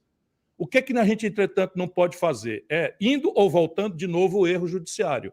Se você tem 4 graus de jurisdição na Constituição, o Supremo jamais poderia ter dito que o 2º grau de jurisdição não é suficiente. Porém, se disse isso, não podia jamais ter dito depois. Ou seja, é uma coisa absolutamente indefensável, data máxima vênia, sempre lembrando que quem dá a última palavra no Estado de Direito Democrático é a Suprema Corte, senão a gente não tem saída. Mas gostar desse tipo de coisa eu não gosto como professor de direito, como estudante de direito. Então, veja, o que é que eu pretendo fazer? Eu estou com uma grande comissão de juristas que vai propor uma sequência de providências contra a corrupção, todas institucionais. Uma delas é acabar com 4 graus de jurisdição. Crime comum, se eu conseguir reformar o país, vai ser condenado em 2º grau de jurisdição e fim de papo. Foro privilegiado, você é a favor ou contra? Só para o chefe do executivo, na constância dos atos praticados nessa condição da administração. Deixa eu lhe explicar por quê. Porque se hoje, como você pega, por exemplo, um juiz federal da comarca de Rio Branco, no Acre, pode amanhã pegar um ex-presidente da República e obrigá-lo a se defender lá de uma acusação qualquer, de um licenciamento ambiental, de uma obra, etc, etc. Então, acaba o fórum privilegiado e fica estritamente apenas para os atos administrativos, na constância do mandato praticados pelo chefe do Executivo ou ministros do Supremo Tribunal Federal. Tá. Você mencionou aí, você falou em elite na 3ª pessoa, e eu gostaria de te perguntar se você não se considera elite, vindo de uma família, de uma oligarquia política. Você tem aí vários parentes na política, me parece que você tem. Não há nenhuma característica de oligarquia. Você tem uma irmã que também vai ser candidata agora, o sogro do teu irmão, além dos seus irmãos que já estão na política. Como é que você se enxerga nesse cenário? Você se enxerga como um político profissional? Não, eu sou bacharel em Direito, advogado, professor, palestrante, dou aulas, enfim, me remunerava quando eu cobrava palestras 30 mil reais, mais imposto de renda e tal. O Lula ganhou 200 mil reais apenas em 2 anos, 200 mil dólares em 2 anos, todos de empreiteira, e nunca mais fez nenhuma palestra. E o Couto considera que o Lula é uma pessoa de classe média. O Lula botou 27 milhões de reais no bolso de empreiteiras, passando o recibo de palestras que, enfim, só para ter clareza das coisas. Deixa eu explicar uma coisa. O fato de você ter familiares na política não caracteriza ninguém como oligarca, não. Senão nós teríamos que chamar a oligarquia Kennedy, em Massachusetts, ou chamar a oligarquia Bush, no Texas e na Flórida. Evidentemente, eu estou citando aqui só exemplo. A caracterização de oligarquia é a manipulação do poder em seu favor, com fortuna e perseguição. Por exemplo, o dono da TV Globo no Maranhão é o Sarney. O dono das TVs do Ceará são o Tasso Gereissati, eu não tenho nenhuma. Né? O dono da TV da Bahia é o ACM Neto, o dono da TV do Alagoas é o Collor. percebe? Eu não tenho nenhuma TV, nenhuma rádio, eu não tenho um latifúndio, eu faço uma aposta na educação e o Ceará hoje tem a melhor educação pública do Brasil. Então, eu recuso a caracterização de oligarquia, porque eu não tenho poder econômico, não tenho poder da mídia, que é a oligarquia moderna, e jamais há registro de ninguém que foi perseguido por mim na constância de poder. Pelo contrário, aqui no Ceará, nós temos 11 partidos coligados. Eu saí como o mais popular governador, nunca mais quis voltar. Nunca mais quis voltar a ser governador do Ceará e acho que ajudei a treinar uma geração de gente que é tudo PhD, classe média, PhD ou mestrado com classe média, sem escândalo e tal, etc., e está produzindo resultados. Portanto, desculpa, eu não aceito essa coisa, senão como uma espécie de preconceito. Bastou ser do Nordeste, aí é oligarca. Eu não tenho nada a ver com oligarquia nenhuma. Não tem nada a ver com elite. Elite tem duas expressões. Eu combato esses regionalismos, apesar de ser favorável ao federalismo. Mas eu queria te dizer o seguinte. Não, mas veja, o PSDB deu as cartas em São Paulo 24 anos, nunca ninguém falou disso. Compreende? É um estigma, não é culpa sua. Onde é que você tirou que eu sou oligarca, por exemplo? Qual é o elemento, qual é o traço? Pega um sociólogo qualquer e manda examinar a minha vida. Eu não tenho terra, não tenho latifúndio, não tenho TV, não tenho rádio.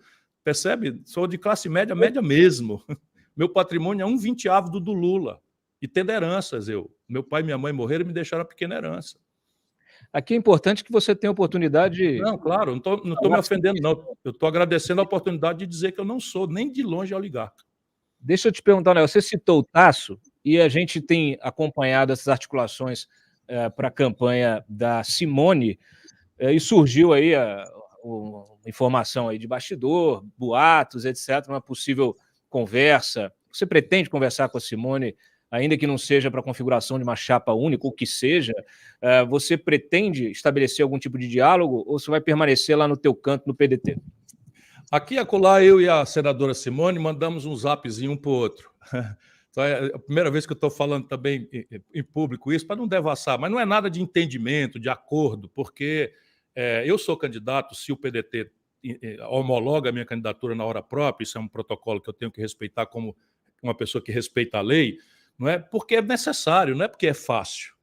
E a grande questão é o seguinte, eu considero que o debate de 2022 tem que ser um diagnóstico sobre a mais grave, renitente e complexa crise da história brasileira, atribua essa crise a um modelo econômico errado e a um modelo de governança política criminoso, e propõe alternativas concretas e práticas para o geral e para o particular.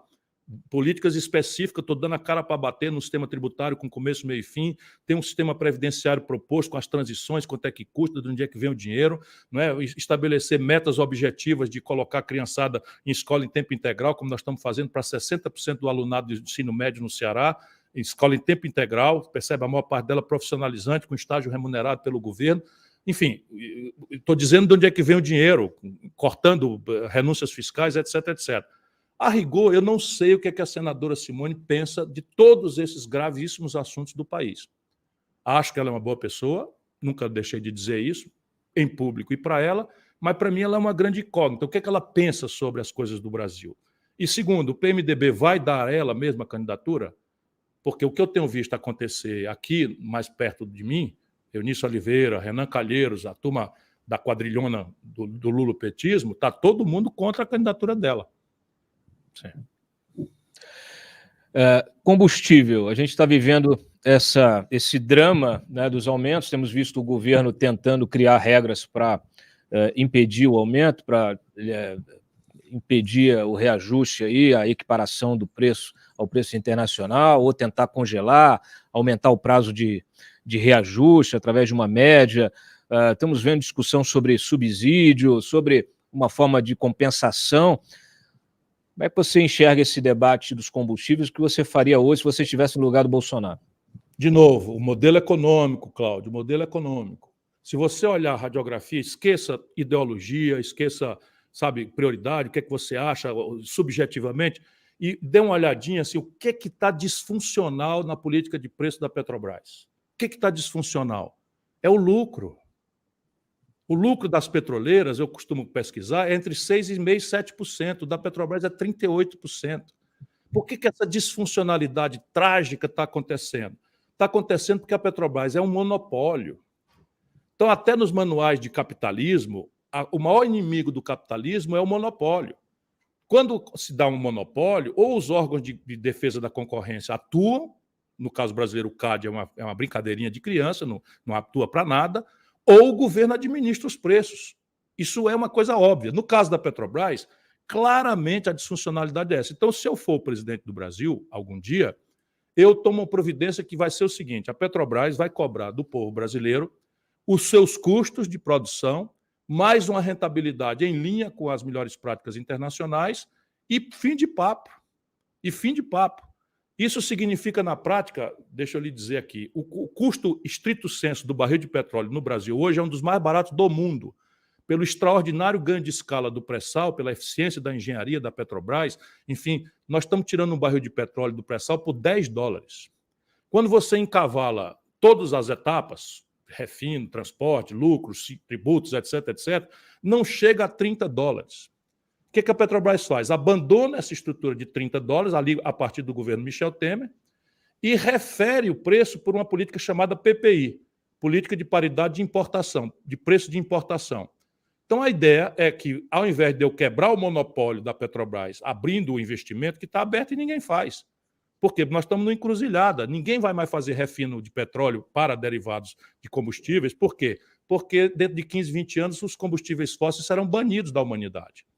E não há taxa interna de retorno que explique um investimento numa refinaria hoje. Essa é a encalacrada que essa gente nos colocou quando abandonou os projetos. E as refinarias que foram feitas não são próprias para o tipo de óleo. Não, são completamente próprias. Elas já estão adaptadas. Isso é uma mentira que eu caí nela e depois os engenheiros da Petrobras me esclareceram que são perfeitamente próprias. Que é uma adaptação simples que já foi feita, enfim. Mas repare, então o que está acontecendo? Explode uma guerra na Ucrânia, ou um general iraniano é assassinado pelos americanos, ou um navio atravessa o canal de Suez, o preço do petróleo é extremamente volátil no porto de Roterdão, onde funciona o mercado spot. E a Petrobras transmite com casca e tudo isso e dolariza. Então, 1/3 da capacidade de refino brasileira estão paralisados para estimular a importação, e esse importado chega dolarizado. E a Petrobras, então, dolariza o resto. Evidentemente, isso é um crime. Sabe quanto a Petrobras distribuiu de lucros e dividendos? R$102 bilhões no ano passado. No trimestre agora, R$48 bilhões. Acaba isso no meu governo. Então, a Petrobras vai haver um edital, no primeiro dia, um edital convocando o Conselho de Administração para rever a política de preço da Petrobras e estabelecer uma PPE, que está bem estudada com a engenharia da Petrobras, com todo mundo, remunera bem, dá lucro, dá para amortizar, dá para fazer um ciclo de investimento. E como vai ter um fato relevante que muda a política de preço, o lucro dela não vai ser tanto no curto prazo, mas ela será sempre lucrativa no médio e longo prazo, é justo que o governo brasileiro recompre as ações de quem se sentir prejudicado. Esse edital também será feito no mesmo dia, anunciando que o governo brasileiro recomprará no mercado de leilão reverso quantas ações se queiram vender ao Estado brasileiro até integralizarmos de volta 60% do capital. Para quê? Para reconverter a Petrobras numa grande e moderna companhia de energia limpa. Nos próximos 10, 15, 20 anos, ela será uma companhia de energia limpa, porque o combustível fóssil de alto carbono será banido da humanidade, como eu já falei. Ciro, você me lembrou aqui o Itamar, que quando te chamou, destacou muito a tua capacidade de comunicação, que permanece excelente. Só que, ao mesmo tempo, você é uma figura muito polêmica, isso nos seus contatos diários. Ô, Freitas, por favor, solta o VTzinho do nosso Ciro Gomes aí no seu dia a dia, e aí a gente volta para ele, que eu queria questionar. Homem, Deus, o Lula tá preso, babaca! O Lula tá preso, babaca! O Lula tá preso, babaca! E a gente tem que levantar a voz. Hoje esse Moro resolveu prender um blogueiro, ele que manda me prender. Eu vou receber a turma dele na bala.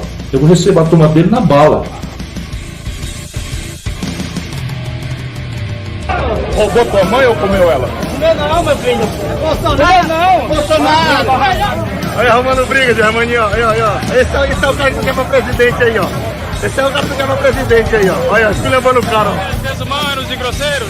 Vá pra casa do Romero Jucá, seu filho da puta. Agora, candidato, Pode tirar isso daqui. Esse aqui é do Romero Jucá. Romero Jucá. Romero Jucá, tira ele, prende ele aí.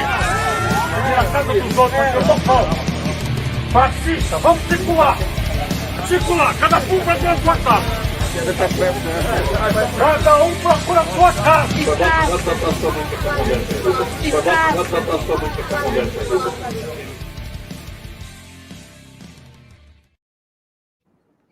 É mais forte que você? Como é que é? Não, veja, tem uma coisa, uma explicação para cada episódio, mas tem uma questão geral que as pessoas não se acostumam. Sabe qual foi meu último mandato, que eu tinha a responsabilidade de ter uma representação política? 2006, meu irmão. 2006 foi meu último mandato, fui o deputado federal mais votado do país. E eu não faço da política meio de vida. E sabe, eu ando nos aeroportos. Então, qualquer pessoa sabe que quem anda nos aeroportos, o Lula faz 20 anos que não pisa num avião de carreira, não entra numa fila de aeroporto. Eu não ando com segurança, eu tinha direito aqui a não sei quanto segurança do Estado, não sei o que tá. Agora estão enchendo meu saco, vou falar aqui a expressão popular, para eu aceitar a segurança, porque o cara encostou em mim em Ribeirão Preto, que é uma dessas coisas aí, chama minha mulher de vagabunda. Por quê? Porque eu estava ali inocente, andando, sabe, sem segurança, sem aparato, percebe? Tudo bem, agora eu vou ser candidato, está todo mundo dizendo que eu preciso me isolar, não posso mais ir para o bar e tal. Um dos episódios aí, você não tem ideia. Aconteceu às 2 horas da madrugada, eu estava dormindo, minha filha estava comigo aqui em casa, eu estava nessa época solteiro, e minha filha me acorda 2 horas da manhã e me bota no telefone a minha cunhada aos prantos, dizendo, nós vamos matar teu irmão, vamos matar teu irmão. E eu acordei, o que está acontecendo? Então, aqui embaixo tem uma turba, vou matá-lo, vou matá-lo. Eu não tenho segurança, não tenho motorista, não sei o que, desci, não sei nem como é que eu troquei de roupa, desci, peguei meu carro e fui, cheguei lá e estava exatamente acontecendo o que ela descreveu. Um grupo de pessoas, 2 horas da manhã, impedindo meu irmão de entrar em casa, e já tinham jogado não sei o que e tal, e eu fui e fiz um espalha-brasa para casa, não tem negócio de não sei o que e tal, e saiu um filho da puta, porque eu não devo nada a ninguém, irmão. Agora, mas veja, você acha só um minutinho, agora pegue, governador de estado, ministro 2 vezes, prefeito de capital, veja se eu cometi alguma vez alguma arbitrariedade na vida. Não, mas no meu caso não, é o seguinte, eu não faço da política meio de vida, e quando eu sou um cidadão comum, por exemplo, eu estou num bar, aí um camarada me deu uma garrafa de uísque de presente lacradinha, qualquer perícia vai ver, estava lacrada e tal, e eu saio do bar com a garrafa de presente e tal, o cara vai, não sei o que e tal, faz um palavrão e vira e eu digo outro para ele. Aí parece assim que eu estou bêbado na rua, eu não bebo, bebo raramente, muito modestamente, assim, muito moderadamente e tal, percebe? Agora, tudo bem, vou virar candidato agora, vou aceitar a segurança, daqui a pouco o partido quer que eu aceite um jatinho, tá bom, mas eu acho isso tudo muito errado. Eu acho que as pessoas deviam ser comuns e participar da política, como eu sempre fui aqui no Ceará, para ver se eu governador, se eu andava com segurança, se eu fui morar em palácio, também ninguém registra isso. Eu fui eleito com 32 anos, não fui morar no palácio, não aceitei receber 3 aposentadorias, é muito diferente mesmo eu.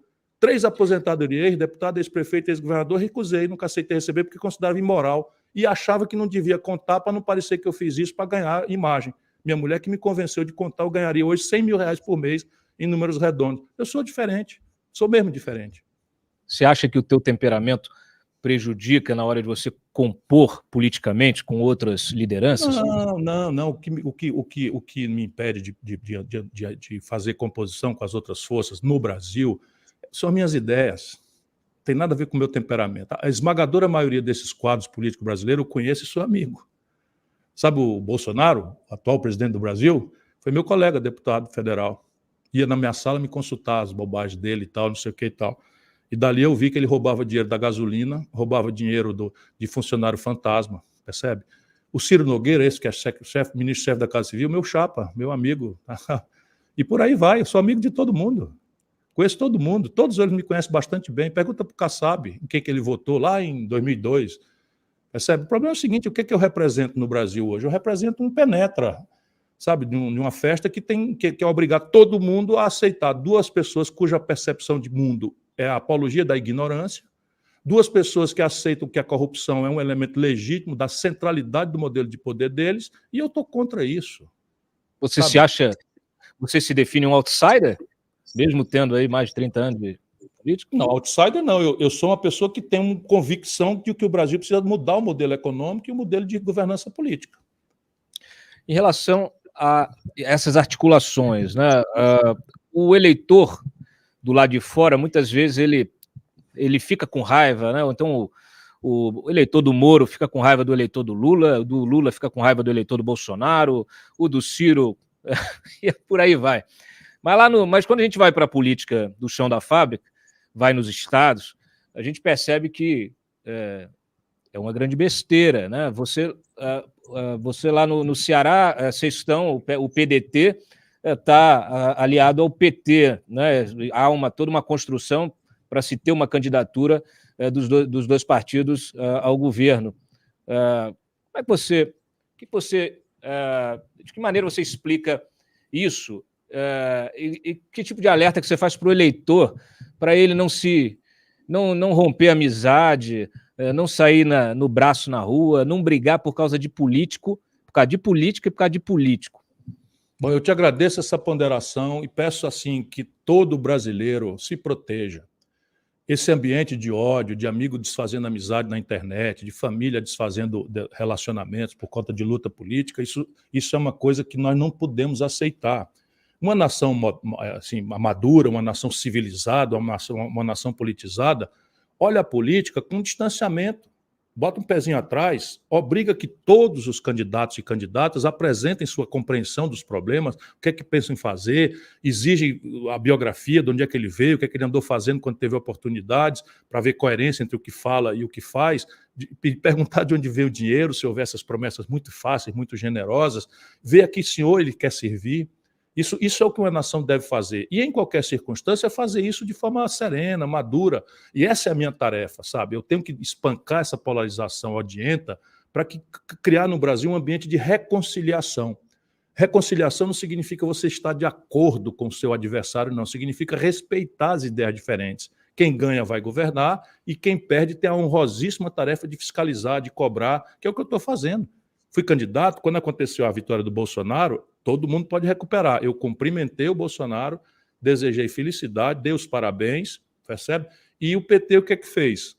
O PT boicotou a posse do Bolsonaro e foram para a posse do Maduro. Eu sou outra pessoa, eu penso outra coisa completamente diferente. A democracia, para mim, é um estado de espírito que eu pratico a vida inteira. Pergunta aos meus adversários, por exemplo, se eu não os cumprimento praticamente a todos. É assim que a gente deve fazer, disputar no campo das ideias. Duas coisinhas para encerrar, que a tua assessoria já está chamando a atenção em relação ao horário aqui. Nós tivemos a saída do Sérgio Moro, que tinha aí nas pesquisas, até o momento em que ele estava disputando a pré-candidatura à presidência, ele tinha ali 8%, chegou a ter 11%, depois foi baixando, ficou naquela média ali de 7,5%, 8%, 9%. E depois da sua desistência, esse eleitorado se dissipou. Uma parte foi para o Bolsonaro, outra parte foi para o resto da terceira via aí, um pouquinho foi para o teu lado. Que tipo de mensagem você tem para resgatar ou para trazer para você esses eleitores que me parece que têm uma bandeira muito clara?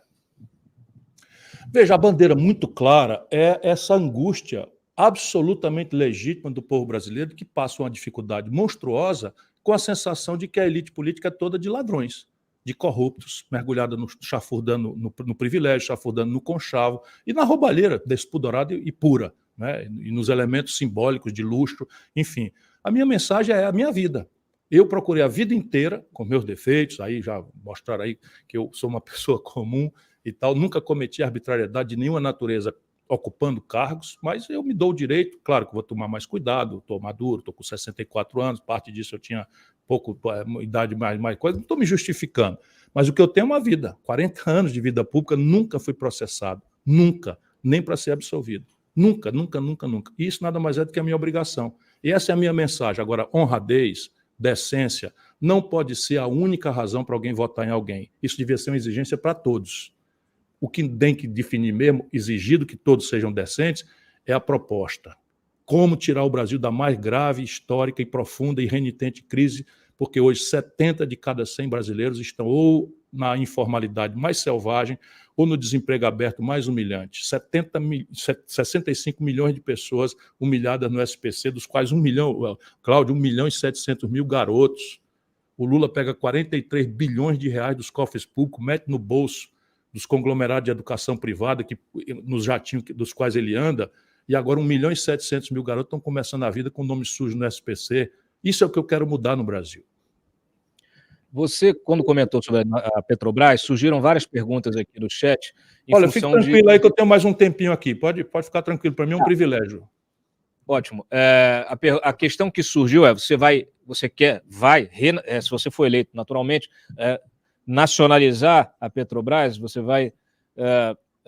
você falou até que vai retomar a Eletrobras.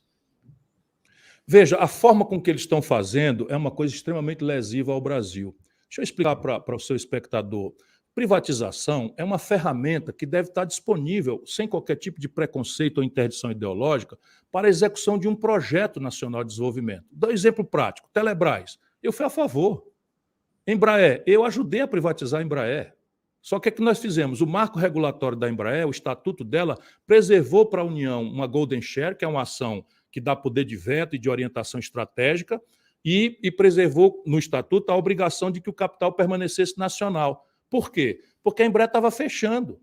E a iniciativa privada tinha capacidade de revitalizá-la e deixar o setor de defesa com a compra governamental, enfim. Então, cada situação é um modelo. Então, eu não tenho nada, pessoalmente, contra a privatização. O que é que eles estão fazendo, entretanto? Desculpa, rapidinho, porque é aquele chato que quer ajudar o povo a entender o que está acontecendo. A Eletrobras dá bilhões de reais de lucro. E a Eletrobras, deixa eu explicar para o brasileiro médio, a Eletrobras, quase 52% da energia que ela professa, que ela administra, é de base hidráulica.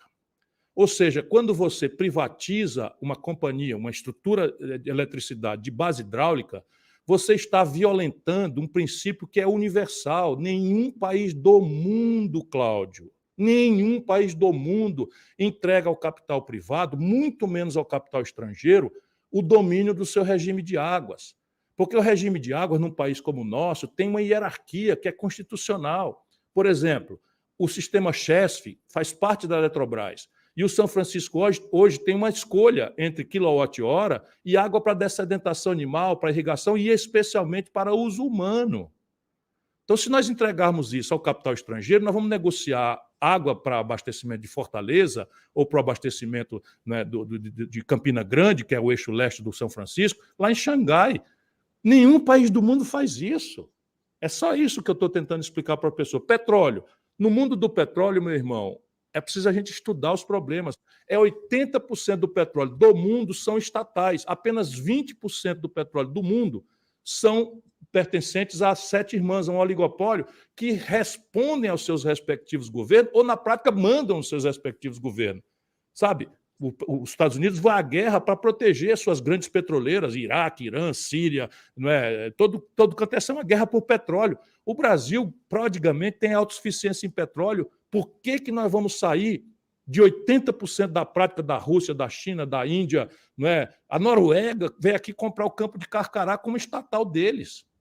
Será que é possível que a gente não raciocine a estupidez que é fazer um negócio desse? Porque isso diz da soberania nacional. Isso diz se nós vamos mandar no nosso nariz ou não. Se nós vamos ter uma grande locomotiva para a superação do atraso tecnológico, que a engenharia da Petrobras tem capacidade de liderar. Se nós vamos liderar uma economia verde, de hidrogênio verde, de eólica, de solar, que a Petrobras tem condição de liderar, por que nós vamos abrir mão disso? Em nome de quê? Em nome de quê? Para construir um passivo em dólar que não se remunera?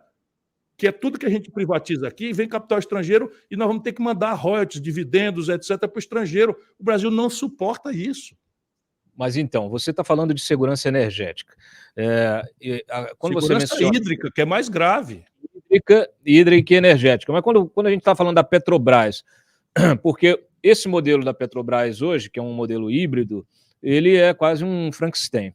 Quando você coloca toda essa questão, né, da segurança, de garantir energia barata, etc. e tal, você está partindo do pressuposto que vai nacionalizar a Petrobras, é isso? Sim, a Petrobras, se for estatizada, se for privatizada para o estrangeiro, nós brasileiros temos que comprar de volta. Não é uma coisa aberrante, não é comprar de volta. Deixa eu lhe explicar de novo. 80 de cada 100 barris de petróleo produzido no mundo são produzidos por estatais. Por que razão? Porque petróleo é um elemento essencial à autodeterminação das nações. E nenhum país autossuficiente privatizou, nenhum país, nenhum sequer.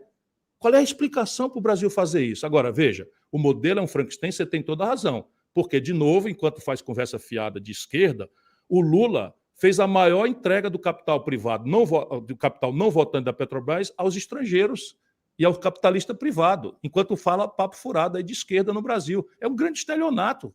E isso é que eu quero que a gente discuta. Veja bem, partilha, parcerias e tal, mas deixa eu te dar um exemplo prático. A Petrobras privatizou a Landulfo Alves. Então, veja, a Landulfo Alves é uma refinaria que, no plano estratégico da Petrobras, de produção e distribuição, ela botou isso lá na Bahia. Lá no polo petroquímico de Camaçari, está lá a Landulfo Alves. Venderam pela metade do preço. Sabe o que aconteceu no dia seguinte? Não existe concorrência, meu irmão. Por quê? Porque a logística impede que um óleo diesel de qualquer outro lugar chegue tão a custo como a Landulfo Alves, que está colocada ali. Sabe o que ela fez? Meteu o diesel mais caro do país. Então, quem quiser duvidar o que eu estou antecipando é olhar o que aconteceu já. Pegaram a Landulfo Alves, privatizaram, e hoje o óleo diesel mais caro do Brasil é na Bahia. Por quê? Porque a empresa lá está cotando o diesel como se ela tivesse um preço de oportunidade lá fora e não tem concorrência. Porque quem é que vai botar um óleo diesel para concorrer com a refinaria que está ali? Ninguém. Qual a tua opinião em relação, por exemplo, ao processo de sucateamento que aconteceu na Venezuela com a PDVSA, que era uma grande... A Venezuela é um regime trágico. Tudo que o Lula sonha é ser um Chaves e um Maduro aqui. É um desastre, é um desastre completo. Eu já te passo a palavra, só porque quando a gente fala de abertura econômica, a gente está falando de concorrência, de capacidade de investimento, a gente está falando de baixar o preço das coisas, não na canetada, mas justamente no estímulo da concorrência, na liberação das forças produtivas.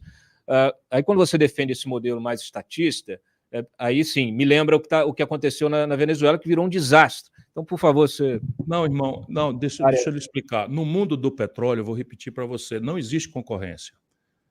No mundo do petróleo não existe concorrência, em lugar nenhum do mundo existe concorrência no petróleo. Por quê? Porque 80% são estatais, substantivamente essas estatais estão na OPEP, que é a Organização dos Países Exportadores de Petróleo, que estabelece uma espécie de manipulação do mercado via oferta combinada.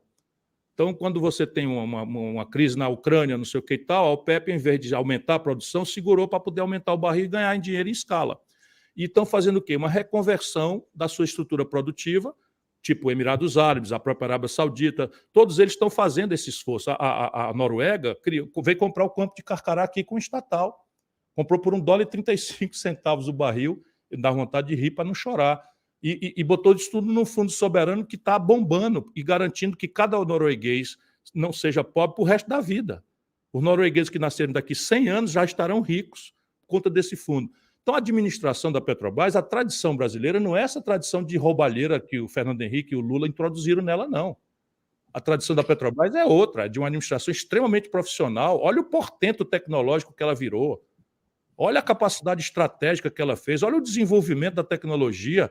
Não existia tecnologia de pré-sal. Aliás, no Brasil, os relatórios soviéticos no passado e norte-americanos diziam que não tinha petróleo. Nós é que fomos lá, na raça, na engenharia, no talento, não é, dos brasileiros, fizemos essa companhia extraordinária.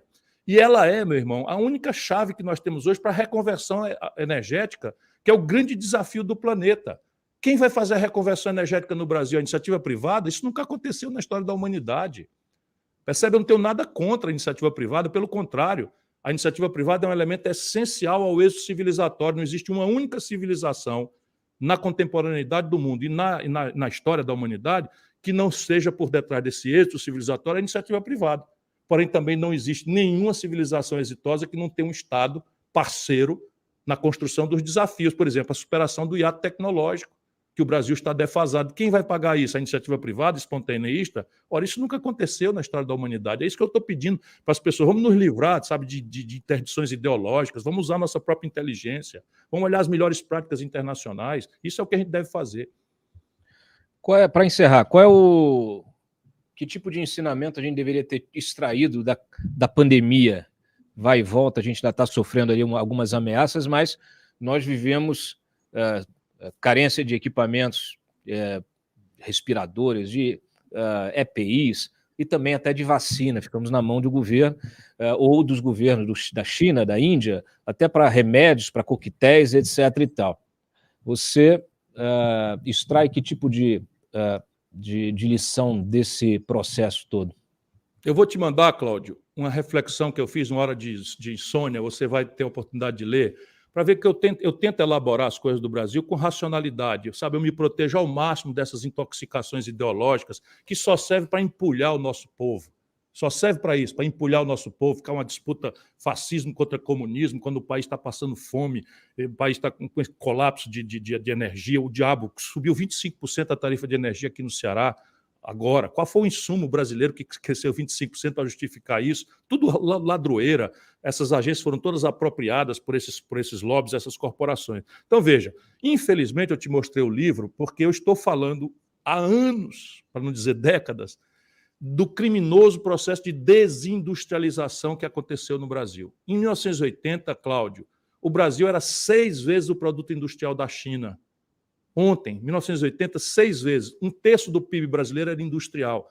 E a gente precisa entender que indústria é o melhor salário, são os tributos maiores, é a agregação de valor para o balanço de pagamentos do país lá fora, e é a base da economia do conhecimento, da economia digital, porque são serviços sofisticados que prestam serviço à indústria, aqueles que estão caracterizando um novo ciclo de progresso da humanidade. O Brasil está indo perigosamente para a primarização colonial. Nós éramos aqui um lugar de extrair ouro, na Inconfidência Mineira, de pau-brasil, etc, etc. Estamos voltando para isso. Só que isso não paga a nossa conta de uma sociedade que aspira, aspira o conforto da vida moderna, tecnológica, todo mundo quer ter um celular, todo mundo quer ter um meio de diagnóstico médico minimamente moderno, enfim. Então, veja, o que a pandemia nos mostrou? Tragicamente, aquilo que eu estava tentando falar teoricamente. Mas qualquer crise que a humanidade apresente, o Brasil mostra a imprudência com que nós temos sido governados ao longo dos últimos 30 anos. Então, veja, eu vou te dar um exemplo aqui. Sabe quanto é a importação no Complexo Industrial da Saúde só da União Federal? Esqueça a iniciativa privada, estados e municípios, que é mais 2 vezes isso, só a União Federal está importando, por ano, antes da pandemia, 17 bilhões de dólares. Eu fiz um levantamento com base numa tese de doutorado de um professor da Fiocruz, Carlos Gabor Gadelha, e 80% disso a patente está vencida.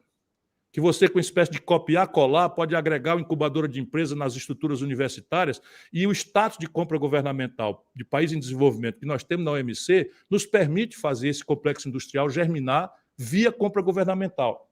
Qual é a razão da gente não fazer isso? Sabe, com eficiência, estabelecer um benchmark, quer dizer, ninguém vai poder ser ineficiente e nem ser estatal. Vamos fazer milhões de pequenos empreendimentos com concorrência cooperativa, e o governo vai fazer o quê? Incubar. Fazer a capacitação gerencial, o financiamento vem da compra governamental, fazer a autonomização tecnológica, fazer, enfim, o acesso a mercado e essas coisas todas que o mundo inteiro está fazendo. Aí agora eu também falo no complexo industrial do agronegócio. Meu irmão, o Brasil tem no seu subsolo todos os elementos para uma maior produção de fertilizante do mundo. Nitratos, fosfatos, está tudo sobrando no Brasil. Pois bem, nós estamos importando 80% do adubo da agricultura mais competitiva do mundo. Aí a Rússia briga com a Ucrânia, invade a Ucrânia, e o que é que acontece? 80% de aumento no preço dos adubos. 80% do preço dos adubos. Resultado, lá está o tomate, subiu 60%, 70% na mesa do pobre. Percebe? Isso não tem cabimento. O complexo industrial da defesa, o complexo industrial, sabe, do petróleo, gás e bioenergia e das energias limpas e renováveis, isso tudo está na nossa mão para fazer. E isso é o que eu defendo no meu livro. Você já está conversando com os militares? Bastante, nunca deixei de conversar. E você acha que eles fizeram um bom trabalho aí no governo Bolsonaro? Não, infelizmente, essa parte de boa intencionada saiu toda. O que está aí são só os mal intencionados, aqueles que de fato tomaram gosto pela boquinha e pelo fascismo mais exacerbado. Ciro Gomes, obrigado pela tua participação aqui no Papo Antagonista. O programa permanece aberto para futuras colaborações. Muito obrigado a você, sempre à disposição. Tchau. Muito bem, solta a vinheta. Aconteceu, você fica sabendo aqui. Papo Antagonista.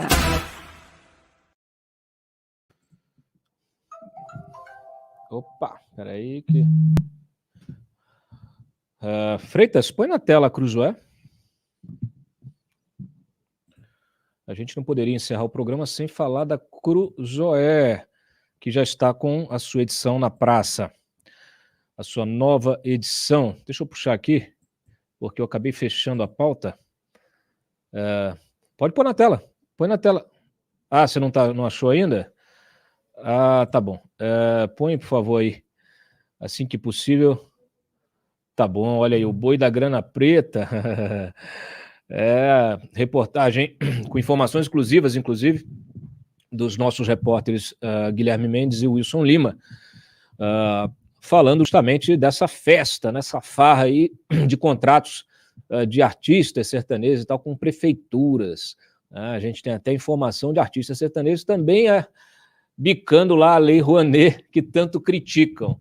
Então tem bastidor, tem informação muito bacana, inclusive aí tem um artigo aqui do Graeb também, do caso Graeb, excelente artigo, que fala desse choque cultural, né? Das Anitas de um lado, desse pop internacional, e do outro o sertanejo empoderado que quer ter presença, quer dizer, que tem presença na economia e que quer ter presença também no discurso político, no debate político. Então, é muito bacana, muito interessante, excelente artigo do Graeb. Bom, a edição tem ainda uma entrevista com o general Peternelli, tem aqui um artigo do Rafael Corbe, os benefícios da reforma trabalhista na ponta do lápis, então, assim, todos os detalhes, tá? Tem também os artigos aqui do Diogo Mainardi, do Mário Sabino, também excelentes. A única coisa que eu posso fazer a vocês é recomendar a assinatura. Quem não assinou, o assinante já deve ter lido. Se não leu hoje, lê amanhã, tomando um café no sábado cedinho, que vale a pena, realmente aí muito bacana. Olha, dito isso, nós temos aqui só um registro, o Nunes Marques derrubando a decisão do TSE que cassou o Francisquini, a gente deu ontem, né? Aí ele também salvou o Valdevan 90, do PL. Também salvou aqui, estava com o mandato cassado o TSE. E enviou os perdões aos deputados para o julgamento lá na segunda turma. Então, assim, o Moraes rebateu o Nunes, aí já está a confusão no Supremo mais uma vez, e disse que não se pode fazer política judiciária do avestruz. Olha aí. O negócio tá feio lá no Supremo. E o próprio Moraes disse que ninguém vai morrer de tédio neste ano eleitoral, tá certo? Bom, tem muita coisa aí, notícias, mas eu vou poupar vocês. Assim, só um registro aqui, o juiz suspendendo o processo do TCU, que cobra 2,8 milhões do Deltan, um processo absurdo. Onde estão os garantistas? Agora sumiram, né? Só apareceram quando era para destruir a Lava Jato. Agora todos desapareceram. Então, fica aí o registro, e a gente vai seguindo aqui. Eu já ia me despedir, mas tem uma coisinha também que foi importante. O Bolsonaro hoje sancionou a lei que atualizou o Estatuto da Advocacia. E ali ele até ele vetou um artigo importante, que era um artigo que blindava os escritórios de advocacia de operações de busca e apreensão. Só que ele sancionou vários outros artigos, inclusive um, esse é fantástico, que garante ao advogado, olha só que interessante, garante o seguinte, que as atividades de consultoria e assessoria jurídicas podem ser exercidas de modo verbal ou por escrito, a critério do advogado e do cliente, independem da outorga de mandato ou de formalização por contrato de honorários. Então fica assim, a negociação na ponta da língua, no fio do bigode. E aí, quem se beneficia disso? O próprio Flávio Bolsonaro, que agora diz que está pagando a mansão dele com dinheiro da advocacia. A gente vai lá ver os processos na justiça, não tem processo nenhum. Mas aí, agora está tudo bem. Por quê? Ele pode estar dando consultoria, consultoria jurídica. Não, mas cadê os relatórios da consultoria, a prestação do serviço? Não, está tudo aqui na oralidade. A gente está voltando à história oral. Aqui os advogados agora, então, estão liberados para receber e prestar o serviço de só verbal, né? Além disso, o artigo também, essa lei sancionada também garante ao advogado se associar a uma ou mais sociedades de advogados ou sociedades unipessoais de advocacia sem que estejam presentes os requisitos legais de vínculo empregatício para a prestação de serviço e participação nos resultados. E o texto ainda diz que cabe privativamente ao Conselho Federal da OAB dispor, analisar e decidir sobre a prestação efetiva do serviço jurídico realizado pelo advogado. Quer dizer, só cabe aqui só o Conselho Federal da OAB dizer se o advogado prestou o serviço ou não. Então, ficou essa situação muito favorável, né, a quem precisa justificar algum tipo de renda supostamente obtida pela advocacia. Isso, inclusive, inviabiliza de vez novas investigações, como a Operação Esquema S do Rio, da Lava Jato do Rio, que denunciou a suspeita de tráfico de influência de grandes bancas de advocacia junto a tribunais superiores, porque um dos argumentos do Ministério Público é que essas bancas não tinham como provar nos autos o efetivo exercício lá, a prestação do serviço. E aí, agora está tranquilo, é só dizer que foi uma consultoria jurídica oral. Então, assim segue o nosso Brasilão, e eu agradeço muito a participação de todos vocês aqui, as interações, as curtidas, os comentários. Quem não se inscreveu ainda no canal, se inscreva, ative as notificações. Quem não assinou ainda Cruzoé, o Antagonista, assine. Aproveite o combo, basta mirar o teu celular no QR Code aí da tela. Aqui no Papo Antagonista você já sabe. Bastidores da notícia, reportagens exclusivas, entrevistas exclusivas e análise com quem faz notícia. Muito obrigado e a gente se vê na segunda-feira. Um bom final de semana a todos.